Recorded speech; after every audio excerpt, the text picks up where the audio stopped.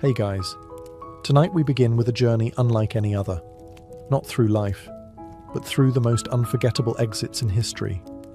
The kind of deaths that make you gasp, shake your head and say, did that really happen? From ancient warriors who chose flames over surrender, to inventors taken out by their own inventions, history's most epic deaths are often as poetic as they are tragic. So before you get comfortable, take a moment to like the video and subscribe, but only if you genuinely enjoy what I do here. And let me know in the comments where you're tuning in from and what time it is for you. It's always fascinating to see who's joining us from around the world. Now, dim the lights, maybe turn on a fan for that soft background hum, and let's ease into tonight's journey together. Let's begin with Mithridates VI, king, warrior, master of languages. And a man so paranoid, he essentially turned himself into a living science experiment. Ruling the kingdom of Pontus in the 1st century BCE, Mithridates lived in constant fear of assassination, which, to be fair, was a pretty rational fear for ancient monarchs. Poison was the medieval espresso shot, quick, easy, and very much in fashion at royal dinner parties. So what did he do? He started microdosing everything that could kill him. Hemlock, a pinch, arsenic, a dash, belladonna, just a taste. Over time, he built up what was believed to be near-total immunity. His personal apothecaries even created a legendary antidote called the Mithridatium, a cure-all concoction so potent, medieval doctors were still trying to replicate it over 1,000 years later. This man didn't just eat food, he dared it to try anything. But then came Rome. They didn't care about his science project. Rome wanted Pontus, and after a series of bloody conflicts, Mithridates found himself cornered. Betrayed, surrounded, and facing capture, the proud king decided he wouldn't give his enemies the satisfaction of parading him through the streets of Rome in chains. He reached for the poison, his old faithful friend, and nothing. After years of carefully inoculating himself against death, he was, in fact, immune to dying, at least the quiet, elegant kind. Like a chef who couldn't be burned, or a fish who forgot how to drown, Mithridates had outplayed his own exit strategy. With Romans breaking down the gates, he turned to one of his mercenaries and essentially said, "All right, Plan B, do it manually." And just like that, the king who outsmarted poisons fell to a good old-fashioned sword thrust. Sometimes, death doesn't need to be clever, just consistent. Mithridates went down in history as the man who couldn't be killed chemically, but could still be stabbed like everyone else. It's almost poetic, really. A reminder that no matter how well you plan, fate always keeps a rusty blade nearby, just in case. Our next tale begins with a Viking, and like all good Viking stories, it includes beheading, bravado, and dental revenge. Meet Sigurd Eysteinsson, also known as Sigurd the Mighty, a Norse earl ruling over the Orkney Islands in the 9th century. Fierce in battle, proud of his conquests, and apparently not one for subtlety. Sigurd had a bit of a rivalry with a Scottish noble named Mael Brigte the Buck-Toothed, which, yes, is a real nickname, and yes, it will become disturbingly relevant. Tired of the back and forth, Sigurd challenged Brigte to a battle, each bringing 40 men. But Sigurd, in true Viking fashion, cheated. He brought 80. The math was not in Brigte's favour. The result? Total massacre.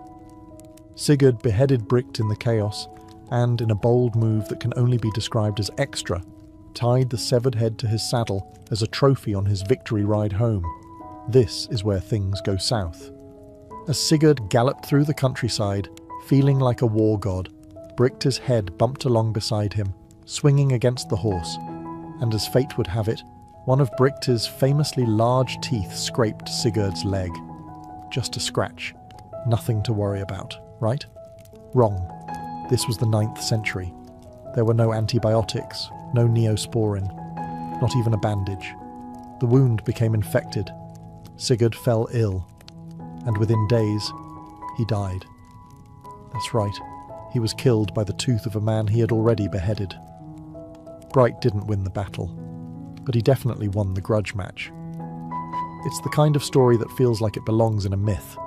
A warrior punished for arrogance, felled by the smallest, most ironic detail. A literal bite from the past. And while Viking sagas are often filled with dramatic deaths, flaming ships, and curses from angry gods, few are as poetically absurd as this one.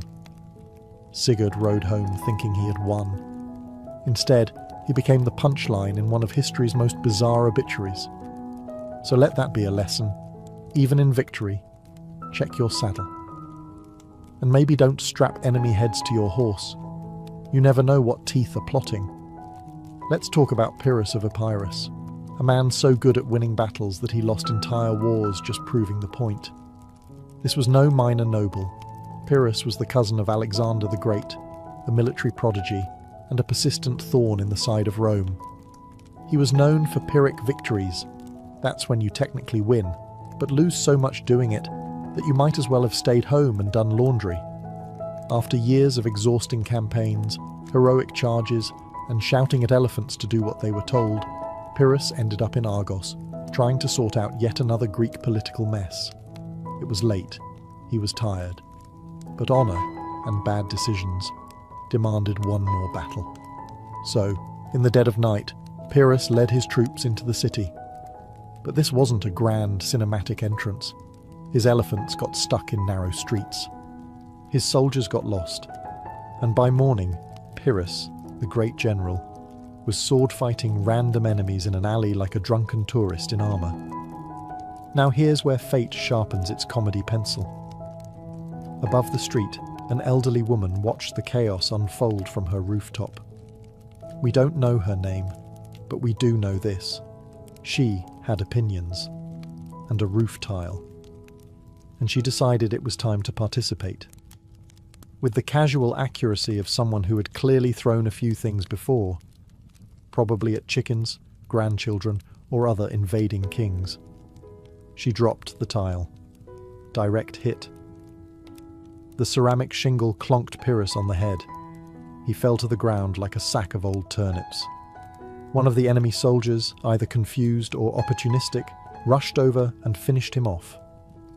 Just like that, the man who survived Roman legions, Macedonian politics, and his own ego, was taken out by a Greek grandma and basic building supplies.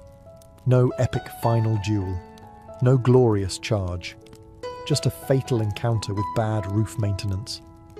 There's no statue for the woman. No official medal for best use of architectural debris in urban combat. But honestly, there should be. And Pyrrhus. He became a cautionary tale, a reminder that no matter how big your army is, gravity always wins. Next up is Grigory Rasputin, the Russian mystic, healer, and beard enthusiast, whose death has become the gold standard for overkill. Now, Rasputin was a problem, not just politically, but cosmically. He was like that one guy at a party who won't leave, won't stop talking about his spiritual visions, and has somehow hypnotized the host's wife and all her friends. Only in this case, the host was Tsarina Alexandra of Russia, and the party was a crumbling monarchy. Naturally, the Russian nobility wanted him gone. Politely at first, but Rasputin didn't do subtle. So they moved on to murder. Plan A. Poison. They baked him a cake and poured enough cyanide into it to take out a village. Rasputin ate it, smiled, and asked for more.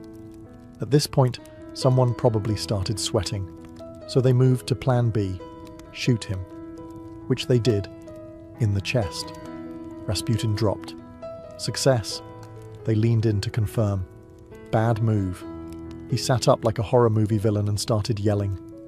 This is the part where someone definitely screamed and dropped a glass. So, Plan C, shoot him again, multiple times. He went down again, but still not quite done. Rasputin then crawled across the floor, allegedly trying to flee the palace. Because why not? It's not like bullets had ever stopped him before. By now, the assassins were running out of ideas. So they bound him up, dragged him to the river, and threw him into the frozen Neva. You know, just to be thorough. And here's the final twist. When his body was found downstream, his hands were reportedly clawing at the ice, which implies he was still alive, underwater, trying to escape. Because of course he was. It took poison, gunfire, blunt force trauma, and drowning to finally end Rasputin. If they'd tried stabbing him with garlic or driving a stake through his heart, no one would have even blinked. So what do we learn here? Never underestimate a man with terrible hygiene, questionable theology, and skin apparently made of iron. Our next exit comes courtesy of Chrysippus of Soli, a Stoic philosopher from ancient Greece who spent his life contemplating logic, ethics, and, apparently, fig-eating livestock. Now, Stoic philosophers were known for their seriousness. They taught emotional restraint, rational thought, and enduring hardship with a stiff upper lip. But Chrysippus? He went out laughing. Literally. One afternoon, while doing whatever ancient philosophers did between lectures, likely pacing dramatically in a toga, Chrysippus noticed something odd. A donkey eating figs. That's it. That's the scene. But Chrysippus, clearly in a mood, turned to a servant and said, "Give that donkey a drink of wine to wash down the figs." And that's when it happened. He began to laugh. And he didn't stop. Not a polite chuckle. Not a philosopher's smirk. A full-blown, chest-rattling, wheezing, gasping, tears-in-the-eyes laughing fit that ended in death. Yes, the man who could lecture for hours about the nature of the universe died, because he thought a donkey eating fruit and sipping wine was too funny to live through. To be clear, this wasn't the first time ancient Greek philosophers died in bizarre ways. One supposedly choked on a fig, another fell into a well while stargazing. But Chrysippus truly committed to the bit. Imagine the scene. Scholars gathered around, ready for another lesson in virtue, only to find their teacher sprawled on the floor, still smiling, possibly mid-giggle. Not exactly the legacy Plato had in mind. There's something beautifully ironic about a Stoic, someone whose entire life was about controlling emotion, being undone by a single punchline. It's like if a fire safety instructor went out juggling matches near a curtain. And what a legacy. People might forget your theories on metaphysics, but the guy who died laughing at his own donkey joke? That'll be passed down for centuries. Some say laughter is the best medicine. In this case, it was definitely not. Let us now meet Franz Reichelt, a man of vision, a man of ambition, a man who thought, why should only birds have all the fun? Franz was an Austrian-born tailor living in Paris in the early 20th century. But he didn't just sew suits. He wanted to sew history. His idea? A wearable parachute. That's right. Franz dreamed of designing a coat that could transform into wings. Fashion meets aviation. Early aviation was still a mess at this point, with planes that looked like flying kites and crashes being more common than landings. So Franz figured, if pilots had to go down, at least they could glide down in style. After many attempts, tests and prototypes, most of which ended with crash dummies plummeting into the ground, Franz was ready. Or at least he thought he was. Despite friends and authorities begging him not to, he insisted on testing it himself. And what better stage for this dramatic debut than the Eiffel Tower? It was 1912. Franz arrived in full media flair, proudly wearing his flying coat. Reporters gathered, cameras rolled, even police were there, mostly hoping to stop him, but also somewhat curious. He climbed the tower, waved to the crowd, and stood on the ledge. And then he jumped. The parachute? It didn't open, not even a little. Franz fell straight down, like a tailor-shaped brick, and hit the ground at roughly, we don't measure speed in pain, miles per hour. He died instantly, leaving behind a crater, a twisted coat, and an uncomfortable silence among the spectators. It would have been a tragic end, if it weren't also so perfectly ironic. A man who tried to make falling safe by falling. He went out doing what he loved, inventing. Unfortunately, his final prototype also served as his final moment.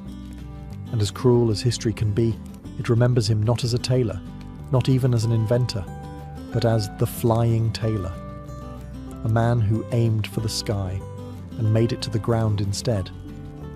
If you thought being a Roman emperor meant eternal glory, flowing togas, and grapes served on silver platters, let me introduce you to Valerian, the only Roman emperor who got captured in battle and then turned into furniture. Valerian ruled during the 3rd century CE, a time when the Roman Empire was cracking like an overcooked lasagna. Plagues, civil wars, barbarian invasions. It was bring your own chaos every year. Still, Valerian tried to hold it all together. One of his main challenges?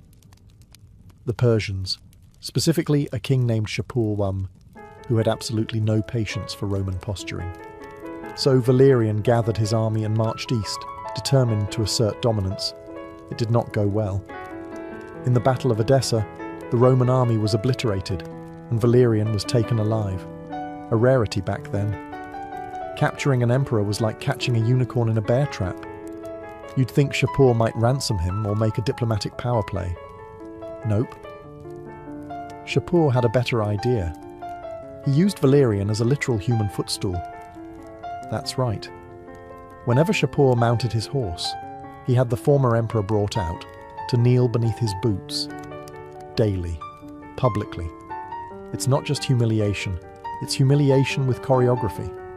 And just when you thought it couldn't get worse, it did. After years of this royal degradation, Valerian died in captivity. How?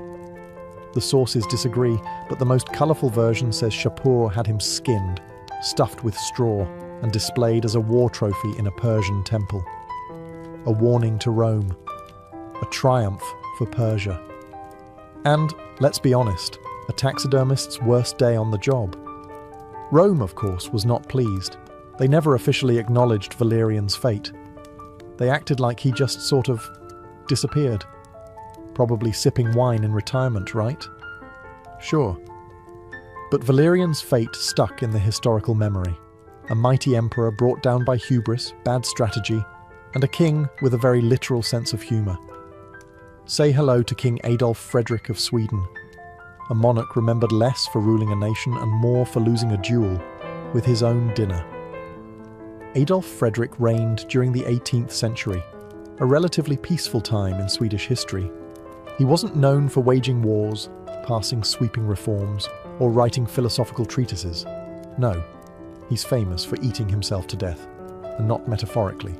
This was not a poetic, devoured by ambition situation. This was a literal death by buffet. It was Fat Tuesday 1771, the last day before Lent. A perfect excuse to indulge. And King Adolf did not hold back.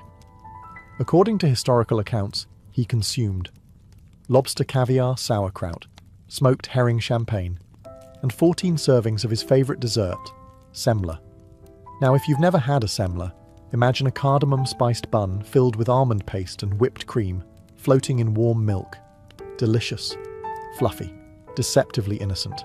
Unless you eat them 14 times in a row, in which case, they become a Viking curse in pastry form. After this heroic effort, the king reportedly complained of stomach pains, which, let's be honest, is the politest way history could phrase what must have been a full-body rebellion. Shortly after, he died. Cause of death? Digestive problems, they said. In modern terms, we might file that under fatal food regret. Swedish citizens were understandably shocked. One minute you have a king, the next he's been outmaneuvered by a dessert. Not an assassin, not a rebellion, not a duel. Cream and almonds. There's something bizarrely poetic about it. A king, indulging himself one last time, taken out by the very luxury that defined his life. The royal court tried to keep it dignified. But history remembers the menu. To this day, Sweden still celebrates Fat Tuesday with semla buns. And yes, every year someone brings up the king who loved them a little too much. Let us now turn to Diogenes of Sinope, ancient Greece's most famous minimalist, social critic, and professional button pusher. Diogenes was a philosopher of the Cynic school, which is a polite way of saying he didn't care what anyone thought, wore the same tunic every day, and lived in what was essentially a giant clay jar. He believed in living a life free of possessions, social expectations, and personal shame, and he practiced what he preached, publicly, loudly, sometimes indecently. So how did this crusty legend meet his end? Well, ancient sources disagree, which is always a red flag in historical storytelling. But one of the most entertaining accounts claims that Diogenes died by holding his breath. Yes, voluntarily, as in, I'm done with the world. Let me just not inhale again. Some say it was an act of willpower, a final mic drop in a life dedicated to rejecting society. Others suspect he was just really stubborn and possibly trying to prove a point about controlling his own destiny. Now, to be fair, there are other reported causes of his death. One version says he died from eating raw octopus. Another claims he was bitten by a dog, which, given his love for canine metaphors, feels a little too poetic. But the breath-holding theory? That one stuck. Probably because it's just so Diogenes. This was a man who once walked through the streets at high noon with a lantern, claiming he was searching for an honest man. A guy who told Alexander the Great, the most powerful man on earth, to move aside because he was blocking the sun. So yes, choosing to stop breathing because you're simply done with people fits the brand. And the best part, people respected it. The same society he mocked, challenged, and rejected ended up honouring him with a public tomb. Turns out, being a curmudgeon with excellent one-liners gets you remembered. Diogenes died the way he lived, dramatically, weirdly, and completely on his own terms. Now we come to Marcus Licinius Crassus, a man so wealthy, he made other Roman millionaires feel like part-time pottery vendors. Crassus wasn't just rich, he was obscenely rich. He owned silver mines, real estate, slaves, fire brigades. Yes, he owned fire brigades, which he sent to burning buildings and offered to help if you sold him the property first. Real estate shark, Roman edition. But he wanted more, not just gold, glory. He'd already made money. Now he wanted to be remembered like Caesar or Pompey, the kind of man who conquered something larger than a tax loophole. So, in 53 BCE, Crassus decided to invade Parthia, Rome's wealthy eastern neighbour. Think of it as Rome's version of, hold my wine, I got this. It was a disaster.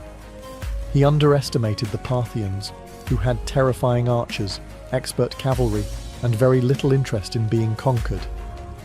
Crassus walked his army deep into the desert and right into a trap. Thousands of Roman soldiers were massacred.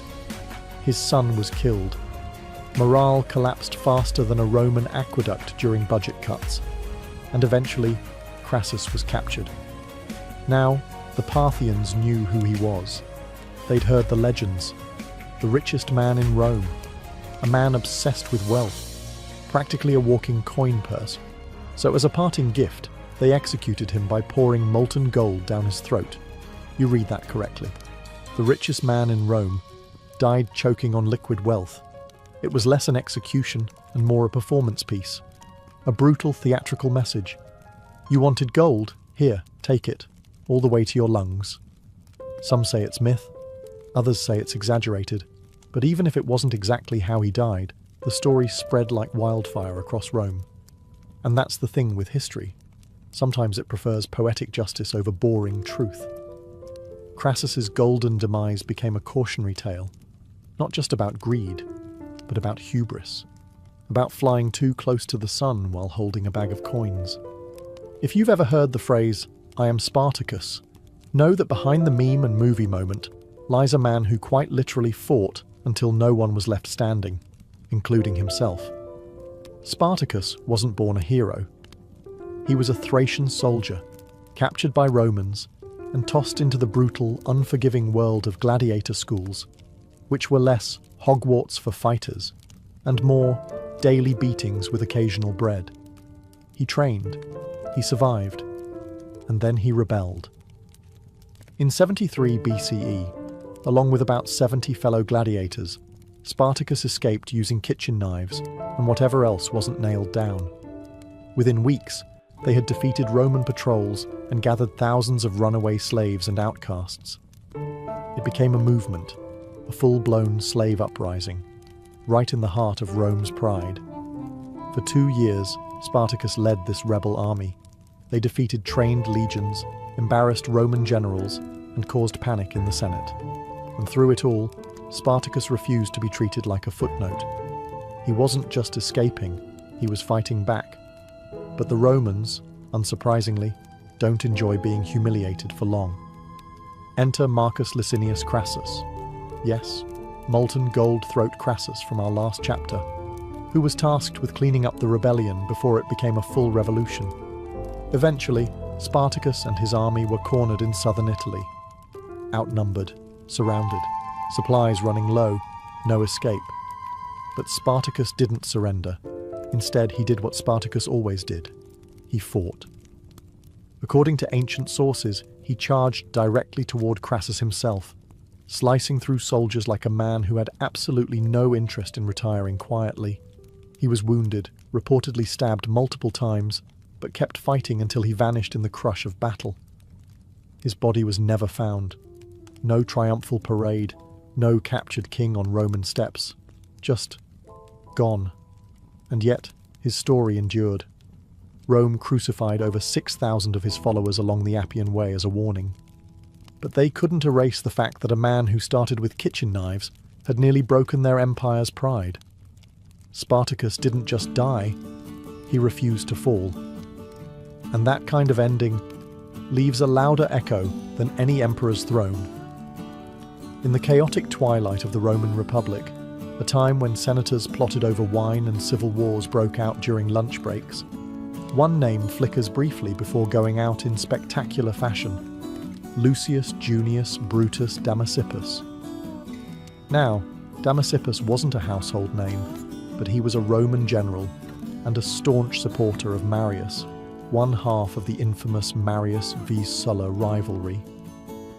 Think of it as Rome's version of a political debate, except instead of microphones, everyone had swords and backup legions. When Sulla returned from the east with his battle-hardened army, Rome braced for impact. Damasippus, loyal to the now-defeated Marians, was arrested during Sulla's brutal cleansing of his enemies, a political spring cleaning, except with significantly more blood and fewer dustpans. He was sentenced to execution, along with a handful of other high-profile prisoners. But here's where Damasippus earns his place in our list. As he and the others were being led to their deaths, one of the condemned men began sobbing, pleading for his life. Panicking, Damasippus turned to him and laughing said, "Why weep, fool? Did you not know what business we came here for?" And that was it. No grovelling, no final meal request, just a sardonic one-liner and a confident walk toward the blade. It's the kind of reaction that screams, "I've read the script and I don't need a rewrite." In an age when last words could be poetic, desperate, or full of regret, Damasippus chose dry sarcasm. He faced death like it was a dull committee meeting, mildly inconvenient, but nothing worth losing your dignity over. Was he a great general? Perhaps not. Did he change history? No.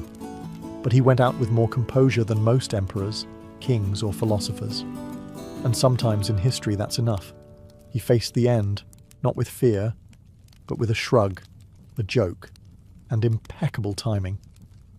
If history had a most likely to be assassinated by lunchtime yearbook, Caligula would have been on the cover, in full laurel crown.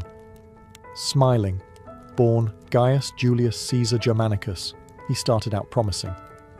The Roman people loved him, the army adored him.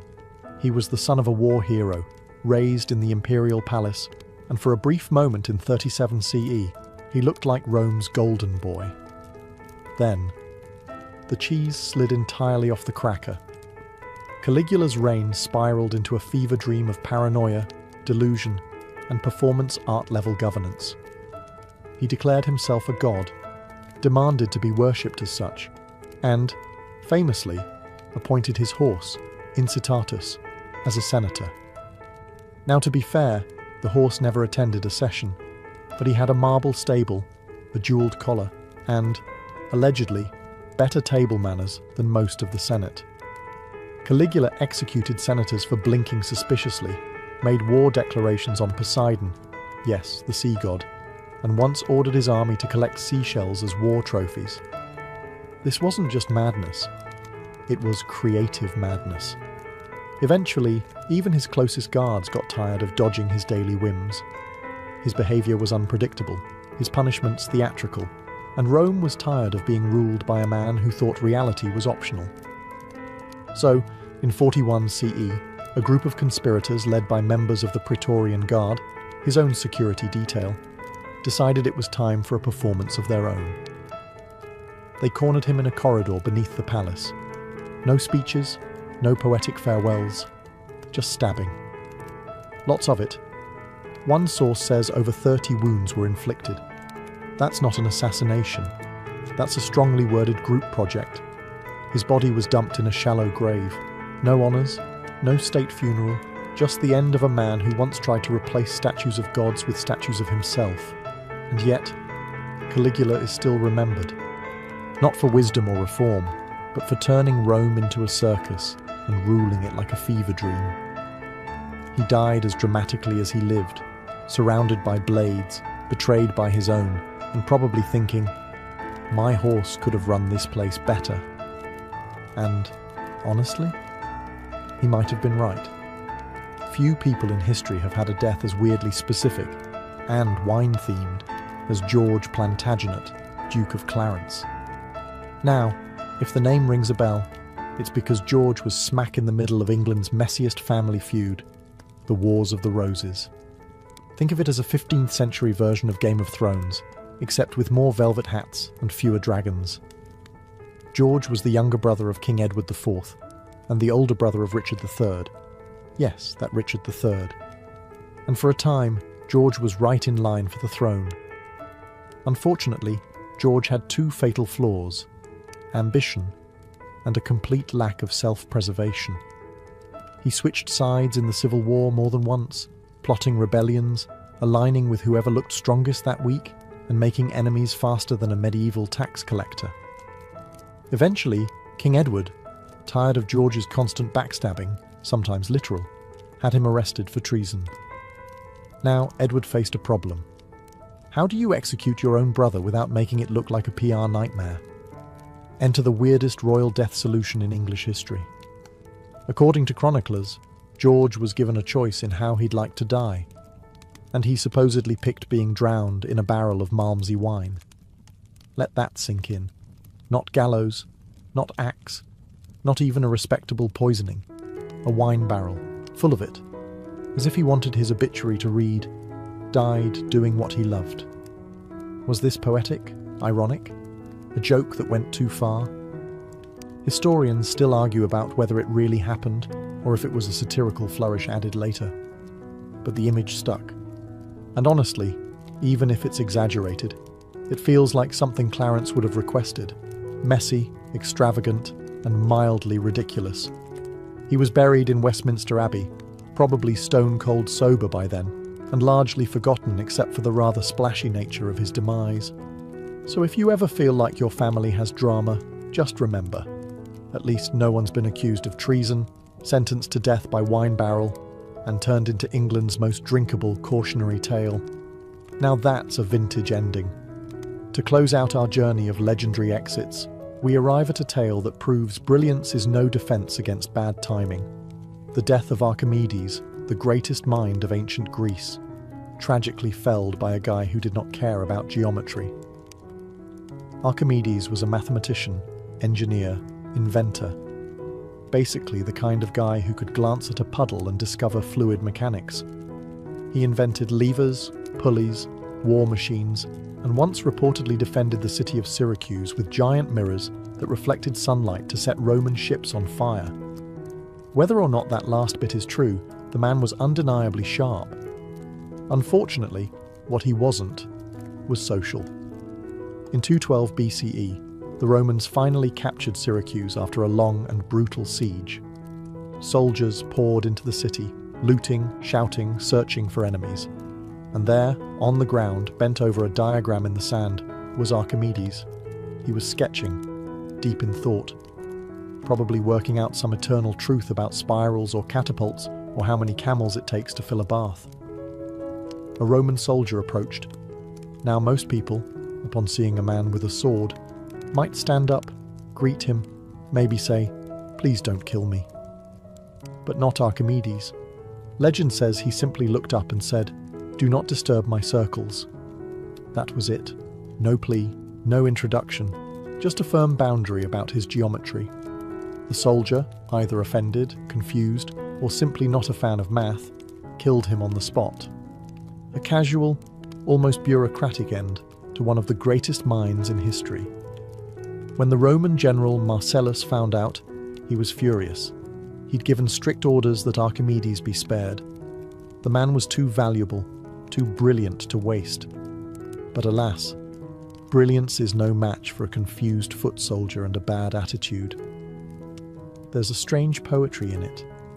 Archimedes, the man who calculated the volume of irregular shapes and invented the screw pump, felled not by a rival genius, but by someone who probably didn't even know what a hypotenuse was. And so, one of history's brightest lights was snuffed out, mid-equation. Let that be a lesson. If you're working on a big idea, maybe look up once in a while, especially during an invasion. Being royalty came with a lot of perks: velvet robes, bottomless feasts, a private choir or two. But as King Henry I of France learned in the 11th century, it didn't come with back support. Now, Henry wasn't particularly wild. He didn't ride into battle bare-chested or throw orgies in the throne room. He was a relatively steady ruler, which, in medieval Europe, made him practically a unicorn. He reigned from 1031 to 1060, dealt with some standard rebellions, raised a family, built a church here and there. Nothing too flashy. But he will forever be remembered not for what he ruled, but how he left. The story goes that one day, after sitting for a long time, perhaps in prayer, or more likely just after a really long royal meeting, King Henry stood up too quickly, and that was it. He collapsed. Possibly a stroke, possibly an aneurysm, possibly just gravity asserting dominance. Whatever it was, he died shortly afterward. To be fair, medicine in the 11th century wasn't exactly known for its diagnostic accuracy. The local physician probably waved some herbs over his chest, muttered something about bad humours, and recommended immediate bleeding. Spoiler, it didn't work. And thus, the King of France became one of the first recorded victims of what modern science might call orthostatic hypertension. That weird head rush you get when you stand up too fast and suddenly see stars. Only in his case, it wasn't just dizziness. It was the end credits. Now you might think that dying after standing up is a little too anticlimactic for a king. But consider the symbolism. A man who ruled for decades, made it through wars, plots, and plague, brought down by a swift change in posture. It's like history whispering, even kings aren't safe from leg cramps. In medieval Japan, where honor was often measured in sword strokes and dramatic exits, Seishu Toyo chose a quieter legacy, one made of ink, silence, and extraordinary patience. Born in 1420, Seishu was raised in a temple, trained as a Zen monk, and, like most monks, expected to follow a life of meditation, humility, and sweeping floors. Except Seishu had a problem. He loved to draw. Constantly. Obsessively. Especially when he wasn't supposed to. There's even a famous story that as a child, when punished and tied up for neglecting his duties, he used his toe to draw a mouse on the floor so lifelike that the monks were reportedly startled. That's right. His detention doodles had jump scares. Seishu later travelled to China to study ink painting at its source. He returned to Japan with a style so bold, fluid, and emotionally charged that it changed Japanese art forever. Landscapes that looked like they were breathed onto the page, mountains that seemed to hover in mist, trees with more personality than most dinner guests. He grew old, painting nature and emptiness, classic Zen themes. But unlike the samurai of his age, who often died dramatically in battle or ritual suicide, Sesshu simply kept painting. And when his time came, he faced death as he faced life, with a brush in hand. Legend says that as he lay dying in 1506, Sesshu asked for ink and paper. His final act? A single bold stroke, one last line on the page. Simple, intense, mysterious. No signature, no explanation. Just a brushstroke to mark the exit, as if to say, this is enough. He didn't die in a sword fight. He didn't poison himself under a cherry tree. He simply painted until the end, and let the ink speak where words never could. A quiet death, but an epic one if you understand what it means to leave behind a masterpiece in silence. So, next time life feels loud, remember Sesshu. Sometimes the final word is just a line. If you've ever imagined a samurai death as noble, cinematic, and wrapped in cherry blossoms, Saigo Takamori is the man your imagination was borrowing from. Born in 1828, Saigo rose through the ranks as a brilliant warrior, statesman, and eventually a reluctant revolutionary. He helped lead the Meiji Restoration, which modernized Japan, abolished the feudal system, and unfortunately, made samurai about as useful as a fax machine in a smartphone world. Many samurai adapted. Saigo did not. As reforms swept through Japan, banning swords, samurai stipends, and everything else that rhymed with tradition, Saigo became the quiet face of discontent. And in 1877, when the Satsuma Rebellion ignited, he stood at the front. It was supposed to be a protest. It turned into a war. Saigo, with a few thousand die-hard warriors, marched against the Imperial Army, a force now armed with rifles, artillery, and significantly fewer nostalgic ideals. For months, they fought, outnumbered, outgunned, undeniably doomed. And still, Saigo refused to retreat. Eventually, at the Battle of Shiroyama, the final stand came. Surrounded, wounded, and watching his army crumble, Saigo turned to his remaining men. What followed is still debated. Did he commit seppuku, the ritual suicide of a samurai? Or was he too injured and asked a loyal follower to end it quickly? Either way, he died with his sword beside him, facing the future he helped build, but no longer belonged to. Japan mourned him, then immediately made him a legend. The government that defeated him eventually pardoned him posthumously, raised statues in his honor, and began telling schoolchildren how noble he was, as if they'd never aimed cannons at him in the first place. Saigo became the perfect tragic symbol, the man who fought for honor in a world that had moved on. Sometimes, you don't need to win to become immortal. You just need to lose like a legend. Jesse James wasn't just an outlaw. He was the poster child for American rebellion, the guy with a pistol in one hand and a train schedule in the other. Born in 1847 in Missouri, Jesse James started out as a Confederate guerrilla fighter, robbing Union soldiers and burning things that didn't belong to him. After the war, he figured, why stop now? And upgraded from rebel to full-time legend, leading the James Younger gang on a decade-long crime spree of bank heists, stagecoach stick-ups, and train robberies across the American Midwest. To the newspapers, he was a hero. To the banks, a nightmare. To most lawmen, a walking target with a bounty big enough to cause trust issues in any friend group. Which brings us to Robert Ford, Jesse's so-called friend and gang member, who had recently been promised a pardon and a $10,000 reward for helping bring Jesse in. Dead or alive. In April 1882, Jesse James was hiding out in St. Joseph, Missouri, living under an alias. Robert Ford and his brother were staying with him, like roommates, but with more loaded weapons and fewer boundaries. On the morning of April 3rd, Jesse took off his guns, rare, and stepped up on a chair to dust a framed picture on the wall. A domestic moment. A little too peaceful. Ford took out his revolver, aimed at Jesse's back, and shot him in the head. Mid-sentence, mid-movement, mid-dusting. The legend of the Wild West fell from a chair with a household chore unfinished.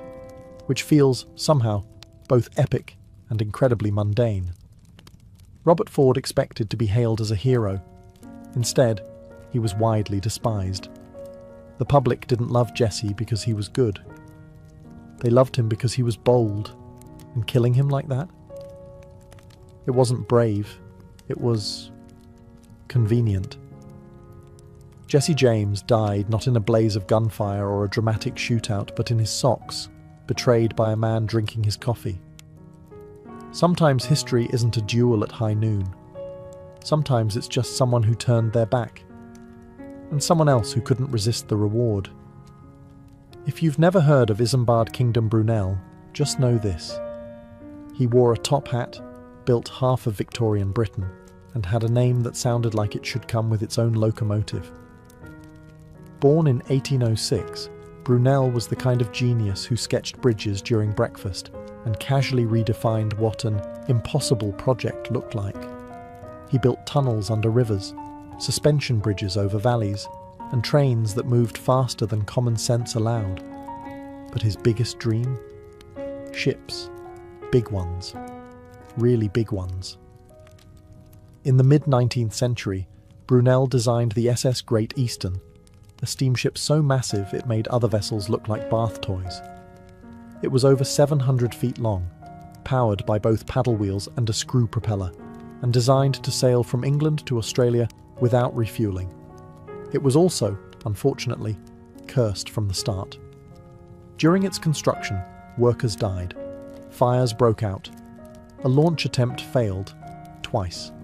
One man was literally glued inside a hull panel for days before being rescued. The ship was so heavy it had to be launched sideways, which sounds cool until you realize it almost flattened a warehouse. Brunel, already suffering from stress, chain-smoking cigars like they were oxygen, had a stroke during all of this. And not just anywhere, on the ship itself while watching a demonstration of a new engine room feature. Some say the stress killed him, others say it was the absurd weight of expectation. Either way, he died just days before the ship's maiden voyage in 1859. And here's the kicker. On that first journey, the ship exploded. A steam pipe ruptured. 6 people died. It survived the voyage, but the dream? Already cracked. Brunel's death wasn't as theatrical as a battlefield or betrayal, but it was poetic. He was undone by his own brilliance, pushing the limits of what humanity could build, and forgetting that physics and fate don't always cooperate. So, while most people are buried quietly, Brunel was effectively outlived by a floating skyscraper that nearly collapsed on top of his legacy. Still, bridges stand, tunnels hold, and the hat, iconic. Sometimes the most epic deaths happen when you dream a little too big, and reality doesn't blink. Cleopatra Selene II was born into a world ablaze with ambition, myth, and political warfare. Her mother was Cleopatra VII, last pharaoh of Egypt, who styled herself as the living goddess Isis. Her father was Mark Antony, Rome's famed general, a man torn between loyalty to the Republic and his love for Egypt's queen. From the moment of her birth in 40 BCE, Selene was more than just a child. She was a symbol, a living promise that Egypt and Rome could rule together, not as rivals, but as partners. She was born in Alexandria, the city of wonders. Imagine growing up under marble colonnades and towering obelisks, where priests chanted in ancient tongues and philosophers argued under star maps. The Library of Alexandria was still breathing, the cult of Isis still powerful. Selene, along with her twin brother Alexander Helios, received a royal education: Greek philosophy, Egyptian religion, and Roman politics. She learned to walk a line few could even see. But despite the incense and ceremony, she was also born into a political trap. Cleopatra and Antony had carved up the Eastern Mediterranean like a wedding cake, giving their children grand titles they had no real armies to back. Little Selene was crowned Queen of Cyrenaica and Libya before she could even speak. Her name meant moon, twin to her brother's sun. But the moon would soon have to learn how to survive in darkness. Back in Rome, Octavian, later Augustus, watched all of this with cold calculation. Antony's alliance with Cleopatra was more than scandalous. It was treasonous. When war broke out between Octavian and Antony, Selene's fate was sealed by adult choices she had no control over. At just 10 years old, she watched her world unravel. The Battle of Actium in 31 BCE ended in crushing defeat for her parents. Her father took his own life. Her mother followed, famously choosing a cobra's bite over a Roman parade. And then, everything changed. Selene, once cradled in gold, was now a prisoner. Orphaned. Captive of the very man who had destroyed her family. But she didn't scream. She didn't collapse. History doesn't give us her words, but it does show us her next move. She did what few royal children did in the wake of catastrophe. She survived. And that was only the beginning. After the dust of Alexandria settled, Cleopatra Selene, barely 10 years old, was taken across the Mediterranean as a war trophy. She arrived in Rome not as a princess, but as a symbol of Octavian's triumph. She and her brothers were paraded through the streets in a chilling spectacle. The children of Cleopatra and Mark Antony, now orphans, dressed in chains of gold, walking in the shadow of the man who had crushed their dynasty. Imagine that for a moment. The daughter of gods paraded like loot. The same streets where Julius Caesar had once been hailed were now her stage of humiliation. But Selene didn't cry. No records speak of weeping or rebellion. Instead, the Roman crowd, expecting a sobbing child, saw a young girl who carried herself with eerie poise. Some even say the crowd pitied her. And in Rome, pity could be more powerful than fear. Octavian, soon to be Augustus, wasn't stupid. Killing the children of Antony and Cleopatra would stain his carefully crafted image of mercy and civilization. So he handed them over to his sister, Octavia, who also happened to be Antony's former wife. A cruel twist? Certainly. But it turned out to be a blessing in disguise. Under Octavia's roof, Selene was given education, protection, and, surprisingly, a second chance. The woman whose marriage Antony had betrayed now became Selene's guardian. Octavia wasn't just a political figure. She was known for her grace and restraint, and she saw to it that Selene was raised with Roman discipline, Greek intellect, and just enough Egyptian dignity to remind everyone whose daughter she was. Here, in the heart of Rome, the young queen-in-waiting observed. She studied the politics of survival. She learned when to speak and when silence could be a weapon. She mastered Latin, studied rhetoric, and read the myths of a people who had destroyed her lineage.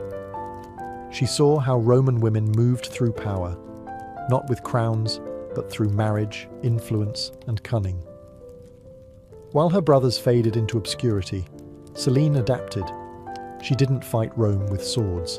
She fought it by understanding it.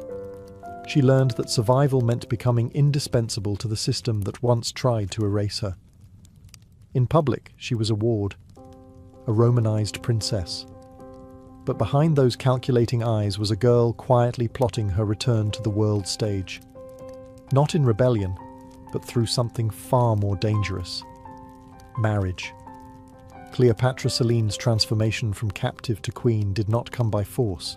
It came through strategy. As she entered her teenage years, Rome was reshaping the world in its image, and client kings were being installed like chess pieces across its vast empire. Augustus, ever the political puppet master, saw in Selene both a threat and an opportunity. So, he made a calculated move. He married her off.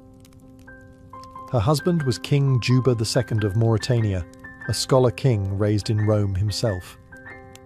He was the son of a North African ruler who had sided with Julius Caesar, then lost everything when Caesar died. Like Selene, Juba had been paraded as a child captive and raised in the house of Octavia. He was intelligent, well-mannered, and Roman to the bone. In essence, he was a safe investment for Augustus, a king loyal to Rome, but foreign enough to rule its distant provinces. the marriage was more than a union. It was a diplomatic masterpiece. Two royal children of conquered empires, both brought to Rome as trophies, now paired together as rulers of a kingdom they didn't ask for. And yet, it worked. Serene became Queen of Mauritania, modern-day Algeria and Morocco, a land rich in culture but politically unstable. And she ruled not as a puppet, but as a monarch with vision. Together, Serene and Juba transformed their capital city, Iol, renaming it Caesarea in honor of Augustus. But it wasn't just a name change. Under Selene's influence, the city bloomed into a vibrant blend of Egyptian opulence, Greek art, and Roman engineering. Temples rose, libraries were built, coins were minted bearing her image, wearing the solar crown of Egyptian royalty, subtle perhaps, but a powerful nod to her ancestry. Selene wasn't just playing queen, she was leaving her mark on an entire region. While Juba focused on diplomacy and writing, he fancied himself a historian and geographer. Selena brought statecraft. She managed trade, patronized the arts, and infused the kingdom with a hybrid identity that was unmistakably her own. Here, far from Rome's shadow and Alexandria's ruins, Cleopatra Selene didn't just survive, she thrived. Her life, once shattered by politics and bloodshed, had become something rare in the ancient world, a tale of quiet reclamation. She was no longer a symbol. She was a sovereign, and she wasn't finished yet. Cleopatra Selene was not content to be a ceremonial figure or a quiet consort to Juba II. She had been born into empire, tutored by tragedy and sharpened by humiliation. Now, with a throne beneath her and a kingdom at stake, she brought forth something Rome had never quite seen, a queen who blended three civilizations into one vision. Mauritania had always been a cultural crossroads. Berber tribes, Phoenician traders, and Carthaginian ghosts haunted its coasts. But under Selene, this mosaic became deliberate. She didn't impose Egyptian dominance, nor did she bow entirely to Roman tastes.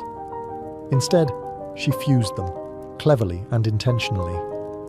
She oversaw the building of massive public works, harbours, temples, markets. Roman aqueducts snaked through cities that echoed with Egyptian symbolism. Statues of Isis stood near Roman forums. Greek theatres thrived alongside African-style craftsmanship. The result wasn't confusion, it was harmony. A kingdom that felt ancient and modern at once, loyal to Rome, but uniquely its own. And through it all, Selene remained visible. This was rare for a queen in a client kingdom. She appeared on coins, not behind her husband, but beside him, wearing royal regalia that harkened back to Ptolemaic queens. The solar disk, the vulture crown, symbols of divine rulership. These were quiet declarations. Egypt may have fallen, but its lineage breathed through her veins. More than anything, Selene understood diplomacy as art. She played Rome's game, but didn't let it consume her. She hosted emissaries, managed grain exports, and reportedly had a hand in the kingdom's taxation policies, especially in cultivating wealth through trade with the Mediterranean. Mauritania, under her watch, became a valuable Roman ally, not because it bowed low, but because it worked efficiently and profitably.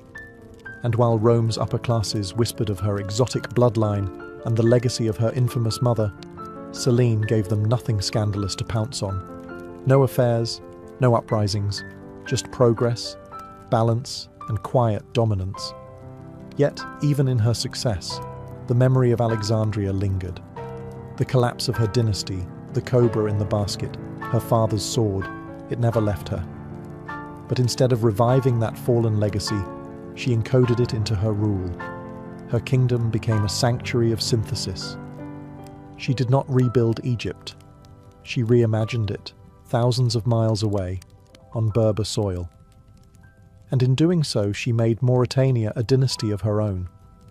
Cleopatra Selene had always lived in the in-between.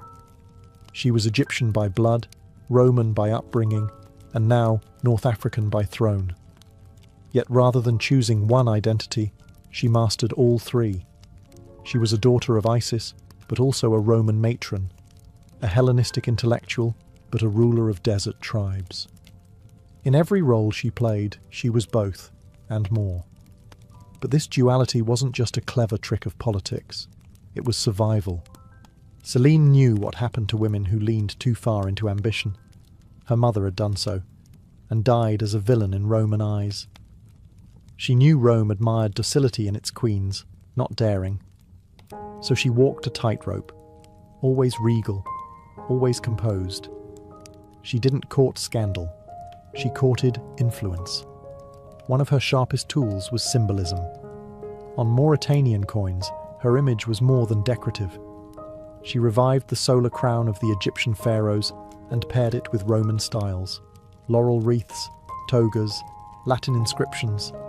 These coins circulated across Africa and the Mediterranean, quietly reminding traders, nobles, and Roman officials alike the blood of Cleopatra still ruled, and her influence went beyond aesthetics. Selene encouraged religious fusion. The cult of Isis was permitted to flourish in Mauritania, but so were Roman deities like Jupiter and African spirits local to the region. This wasn't religious tolerance, it was political cohesion.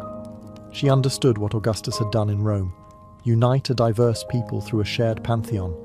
Now she did the same, subtly, in her own kingdom. Yet for all her elegance and poise, Selene was never just a background figure to her husband. Contemporary accounts and archaeological evidence suggest she played a crucial role in court decisions. Some historians believe she even governed in Juba's absence, issuing edicts, managing grain fleets, and settling tribal disputes. She wasn't just a queen. She was a partner in power. And perhaps most remarkably, she did all this without war.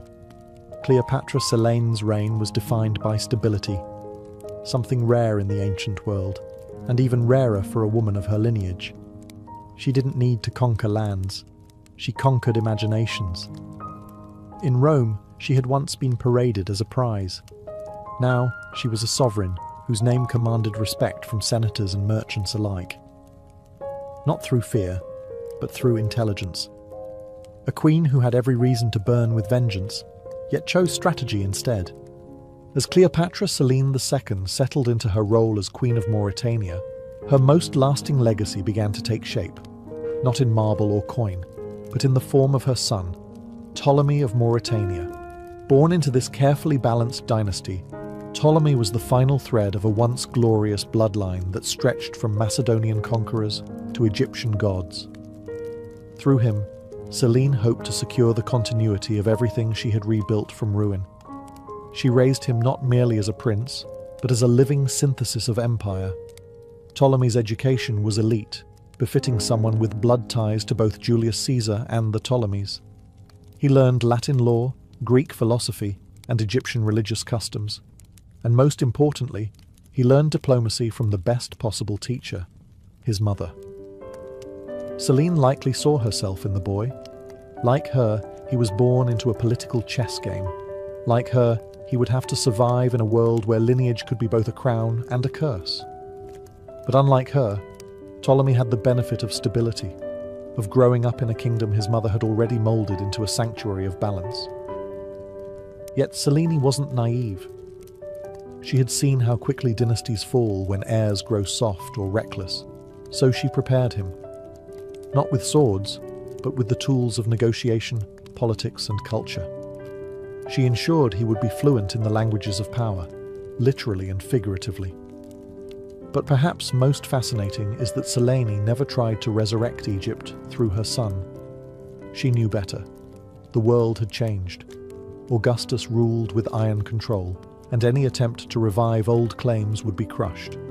Instead, she quietly embedded Egypt into Mauritania's soul through temples, imagery, customs, and passed that subtle legacy to Ptolemy.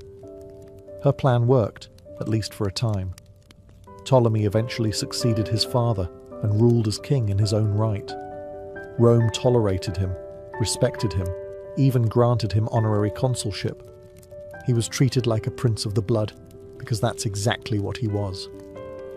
Through Ptolemy, Selene had done what her parents couldn't. She ensured the survival of their line without bloodshed. Her child wasn't a symbol of defeat, but of adaptation. and through him, her silent empire endured just a little longer. History often favors the loud, the conquerors, the revolutionaries, the mad emperors. But Cleopatra Selina left her legacy in whispers. No dramatic speeches survive, no scrolls filled with her philosophies. And yet, her fingerprints are everywhere, in the coins, the cities, the policies, and the quiet survival of a once-doomed dynasty. As she entered the later years of her reign, Selene faded from Roman records. Some historians interpret this silence as political erasure. Others believe it was by her design. After all, visibility in Rome came with a price, especially for a woman with her ancestry. Perhaps she preferred to rule from the shadows, effective, invisible, and untouched by scandal. There are no records of scandal in her life. No betrayals, no affairs, no executions ordered in passion. That, in itself, is remarkable. Selene navigated a world defined by male egos, shifting alliances and cultural prejudice without once giving her enemies a foothold. She understood power not as something to flash, but to wield subtly. And perhaps that subtlety was her revenge. One of her most powerful acts may have been the absence of vengeance. Unlike her mother, she never sought to reclaim Egypt. She didn't challenge Augustus or agitate against Rome. Instead, she ensured that her people, those who had followed her from Alexandria or remembered the old gods, were given refuge in her hybrid kingdom. Archaeological findings suggest Mauritania, under her reign, saw a fusion of religious practices: Egyptian funerary art found alongside Roman mosaics, North African shrines dedicated to Isis nestled beside altars to Jupiter. It was a spiritual mosaic held together by her quiet hand. Even the capital city, Caesarea, bore her influence.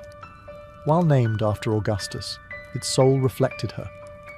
Public works flourished, architecture carried Hellenistic elegance, and local crafts were elevated to state-sponsored prestige. She wasn't rebuilding Alexandria. She was outgrowing it. And yet, there was always the memory of her mother, glorified and vilified, of her father, disgraced and fallen, of a city lost, a dynasty ended, and a bloodline nearly erased. Selene didn't speak of these things. History doesn't give her voice, but she didn't need to.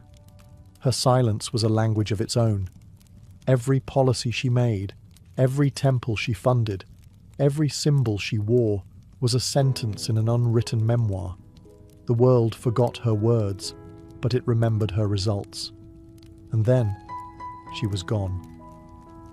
Cleopatra Selene II, queen, daughter of two legends, ruler of a kingdom crafted in cultural gold, simply disappears from the record. No triumphant obituary, no preserved tomb.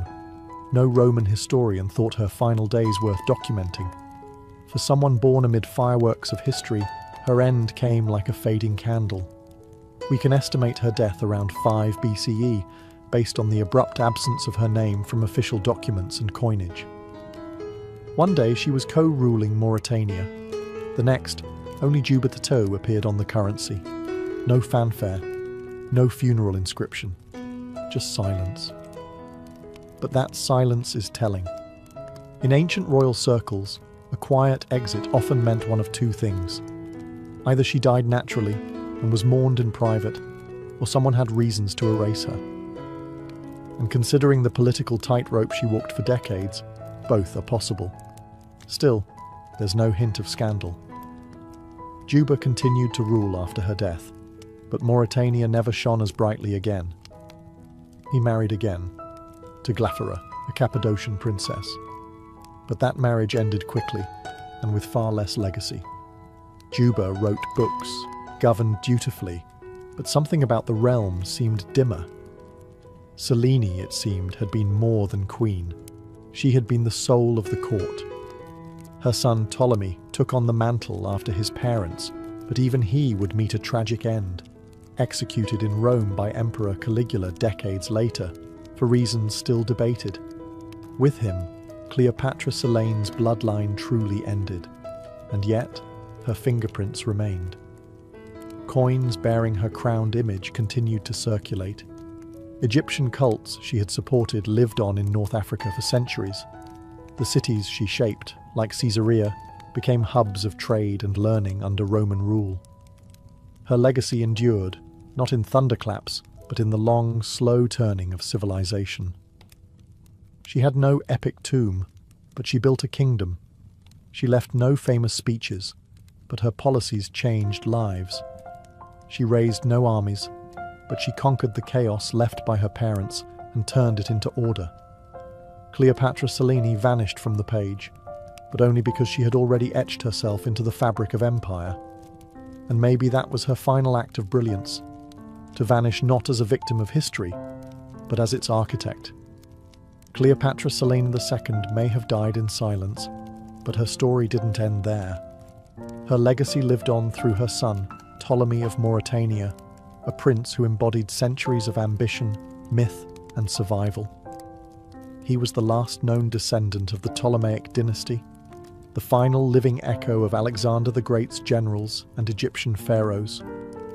Raised in the polished world his mother helped build, Ptolemy inherited not just a kingdom, but a delicate political legacy. He was young, wealthy, and Romanized, fluent in Greek, Latin, and diplomacy. His reign in Mauritania, though not as transformative as his mother's, was marked by continued prosperity and loyalty to Rome. But he walked a dangerous line, a client king with royal blood too grand for Rome to ignore. Initially, he played his role well. Augustus had granted him the rank of Roman senator, and later emperors welcomed him at court. He was praised for his wealth, his generosity, and his elegant lifestyle. The man wore purple, as was his right, and dined with emperors. But with every nod of favour came a whisper of envy. Ptolemy had what many Roman nobles feared, ancient legitimacy. And Rome, especially under unstable rulers, never trusted legacy. His downfall came under Caligula, the notoriously erratic emperor. Ptolemy visited Rome around 40 CE, reportedly dressed in regal splendour, perhaps too much for Caligula's fragile ego. According to ancient sources, Caligula said, "There is only room for one king in Rome." Soon after, Ptolemy was executed. No trial, no war, just sudden erasure. With his death, the dynasty of Cleopatra, of Alexander, of Isis herself, was finally extinguished. The bloodline that once ruled the most learned city on earth ended not with a battle or rebellion, but a paranoid emperor's whim. But Ptolemy's death, like his mother's, didn't erase their influence. Mauritania was annexed and reorganized into a Roman province, but it carried the blueprint Selene had drawn: cities, temples, hybrid traditions. Even in death she shaped the land. And though Rome tried to bury the dynasty, it never quite succeeded. The Ptolemies became myth. Cleopatra Selene, once paraded as a spoil of war, had outlived her enemies through legacy, culture, and her son's brief but glittering flame. The last Ptolemy fell, but the world he inherited still bore her name, her symbols, and her silent strength. Before the age of printed books, before the ink-drenched scrolls of Alexandria, there was clay, cold, heavy, and oddly eternal. And atop that clay, scratched in cuneiform, sat the earliest known library in human history, built by a king who wanted to be remembered not for conquest, but for knowledge. Welcome to Nineveh. The year is around 650 BCE. The king is Ashurbanipal, ruler of the Neo-Assyrian Empire and self-proclaimed king of the world. But unlike most rulers of his time, Ashurbanipal wasn't satisfied with temples and war trophies. He wanted something more profound, a vault for all human wisdom. In the heart of his palace complex, he ordered the creation of a massive repository of knowledge. The library of Ashurbanipal was no mere storage closet. It was a deliberate project to collect, organize, and protect the intellectual heritage of Mesopotamia. And by collect, we mean confiscate, copy, and catalogue. Royal agents were dispatched across the empire, demanding texts from priests, scholars, and scribes. By the time the library neared completion, it held over 30,000 clay tablets. Medicine, astrology, religious rituals, royal decrees, legal codes, dictionaries, even love poems and exorcism instructions. And among them sat the oldest known version of the Epic of Gilgamesh, inscribed in careful lines on baked clay. Each tablet was labelled and categorized, shelved in separate rooms by genre and function. Ashurbanipal's library even included a primitive referencing system, labels etched into the tablets noting where each text belonged.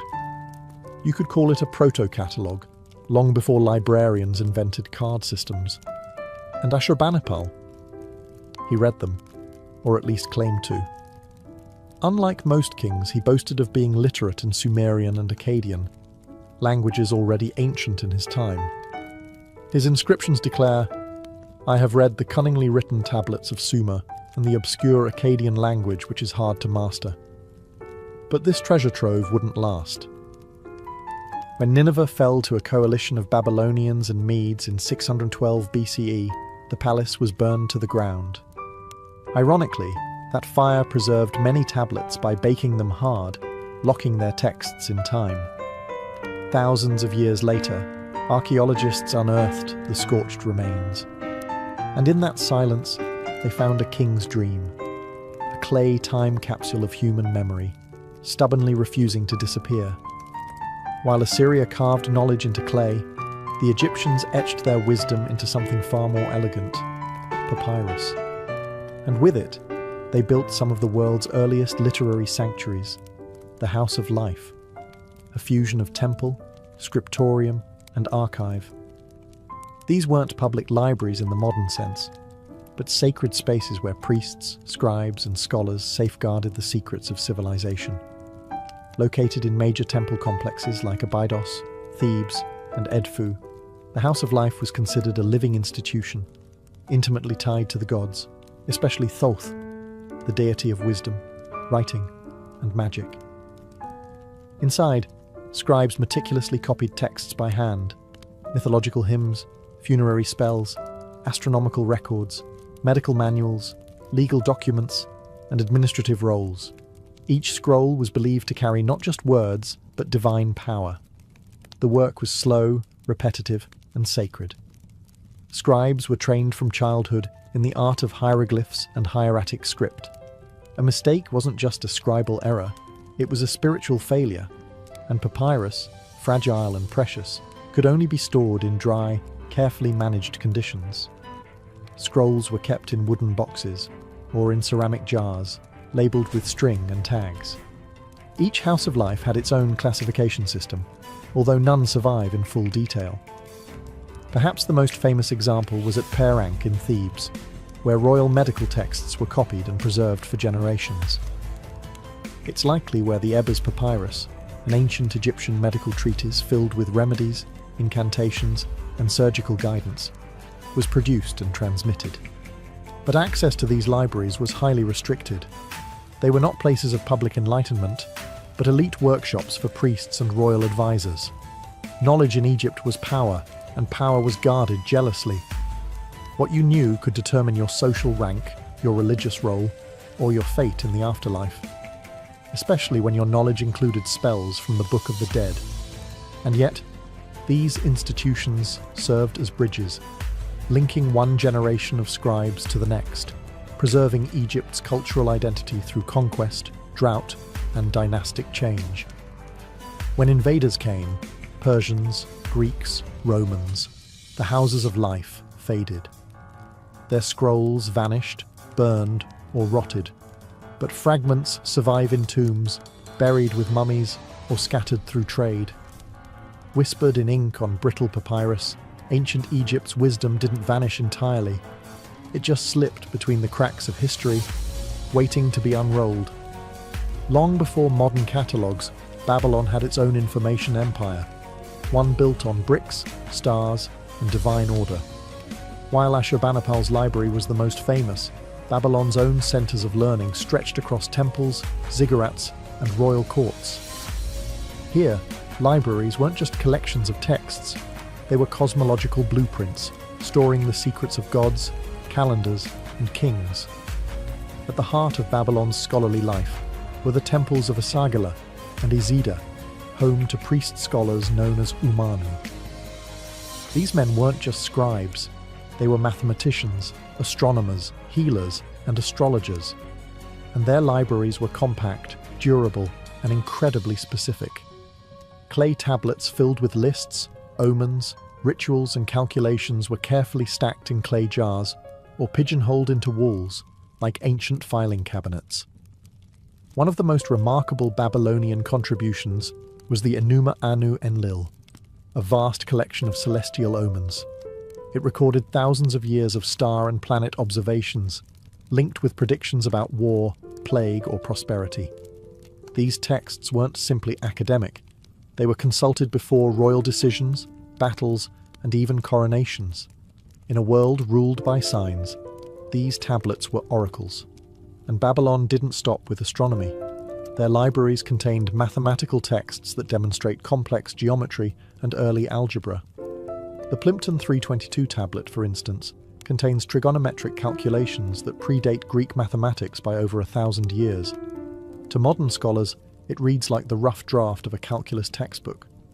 Babylonian scribes used a system of colophons, tiny notes at the end of tablets that told you the scribe's name, the source, and sometimes warnings against stealing or misusing the knowledge. These weren't just records. They were intellectual property claims in the ancient world. But as Babylon passed from one conqueror to another, Hittites, Persians, Greeks, the libraries fell into decline. Many tablets were looted or broken, their fragments scattered in layers of rubble beneath centuries of dust. The dry climate preserved some, but most were buried and forgotten, until the 19th century excavations unearthed thousands of them. Even broken, these tablets spoke. In pieces no bigger than a palm, they held recipes, laws, spells, and the motions of stars. They proved that long before Aristotle or Euclid, the people of Mesopotamia had built a knowledge system both practical and poetic. Babylon's shelves may have crumbled, but its clay voices still whisper from the ruins. If knowledge had a capital in the ancient world, it was Alexandria. Founded by Alexander the Great and ruled by his successors, the Ptolemies, this Egyptian Greek city became the beacon of ancient scholarship, and its heart was the great library of Alexandria. Built in the 3rd century BCE within the temple complex known as the Mouseion, a sanctuary for the Muses, the Library of Alexandria was more than a building. It was a dream, to collect every book, scroll, and scrap of knowledge the world had to offer. It wasn't a quiet room for local scholars. It was an intellectual empire. Under kings like Ptolemy the Pharaoh and Ptolemy the Second, agents were sent across the Mediterranean to buy or copy scrolls from every port. Ships that docked in Alexandria were searched, and any scrolls on board were seized, copied, and stored.